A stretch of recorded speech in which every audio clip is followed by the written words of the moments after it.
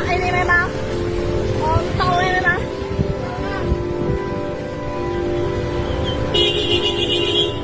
Nih mobilnya nih. Udah nabrak lari. Anjing ini memang kontol. Nih mobilnya nih. Nih mobilnya nih. Mobil propam nabrak orang habis itu lari. Nih. Mobil propam nih. Udah nabrak lari, anjing memang kontol. Omset kau ya, anjing. Woi, turun kau, kontol!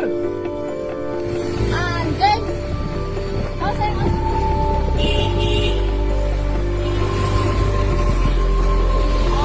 memang. Cepat. Bisa nih.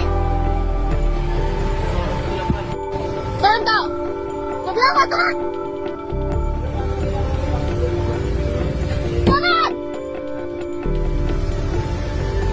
Turun kau kontol.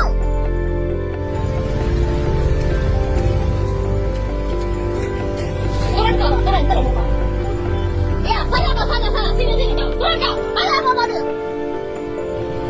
Gila kau aja, bisa lari ya. Apa lari? Setan kau ya.